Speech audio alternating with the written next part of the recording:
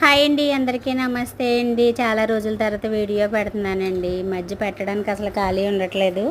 Food ప్యాకెట్లు తీయాలి అని అనుకుంటున్నా, ప్యాక్ చేసేటప్పుడో వండేటప్పుడో కుదరట్లేదు. కొంచెం బిజీ అయిన వల్ల పెట్టట్లేదండి.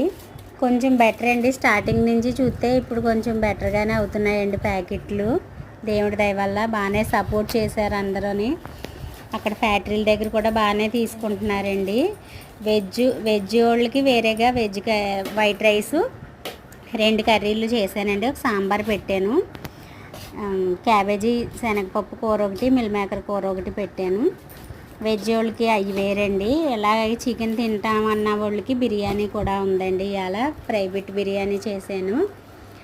బిర్యానీ, చికెను, సేర్వా, పెరుగు చట్నీ వాళ్ళకండి.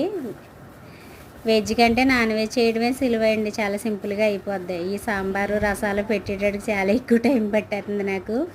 అలాగే దగ్గరలో ఉన్న వాళ్ళు కూడా మాకు సపోర్ట్ చేయండి. కర్రీస్ కూడా ఇస్తున్నాను, కర్రీ కూడా ఇంటి దగ్గర అమ్ముతున్నాను, ఫ్యాక్టరీలకి ఇచ్చినవి కాకుండానే. లేదు, క్యాటరింగ్ కూడా ఎవరైనా చెప్తే చేస్తానండి. ప్లీజ్ సపోర్ట్ చేయండి, సబ్స్క్రైబ్ చేయండి, షేర్ చేయండి, లైక్ చేయండి.